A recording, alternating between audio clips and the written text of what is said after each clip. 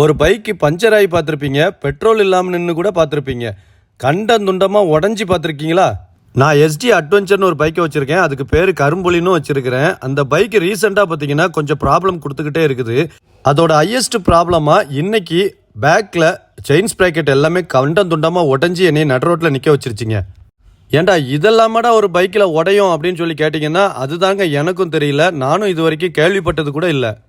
எனக்கு இந்த மாதிரி சூழ்நிலையில் என்ன பண்ணணும்னு தெரியல. ஒரு பைக்கராக ஒரு பைக்கை நேசித்து ஓட்ட மட்டும்தான் தெரியும். ஒரு பிரச்சனைன்னு வந்தால் அதை எப்படி சமாளிக்கணும், அதுக்கு எப்படி கம்பெனிக்காரங்கிட்ட இருந்து நம்ம பதில் கேட்கலாம் அப்படிங்கிற எந்த விஷயமும் எனக்கு தெரியாது. உங்களுக்கு யாராவது தெரிஞ்சிருந்தாச்சுன்னா கண்டிப்பாக எனக்கு ஹெல்ப் பண்ணுங்கள். என் வாழ்நாளில் என்றைக்குமே நான் எஸ்டி பைக்கு வச்சுருக்கேன்னு சொல்லி கவலைப்பட்டதே கிடையாதுங்க. இன்றைக்கி தான் முறையாக ஏன்டா எஸ்டி பைக் வாங்கணும் அப்படின்னு சொல்லி கவலைப்பட்டுட்டு இருக்கேன். பைக்கை எங்கள் குடும்பத்தில் ஒருத்தனா நினச்சி ஓட்டுற என்னை மாதிரி ஆளுகளுக்கு இந்த மாதிரி ஒரு பிரச்சனை வந்துச்சுன்னா அதிக அளவு மனசு உடஞ்சிடுறோங்க. எஸ்டி கம்பெனிலேருந்து எனக்கு ஏதாவது உதவி கிடைக்கிற வரைக்கும் இந்த வீடியோவை ஷேர் பண்ணுங்கள்.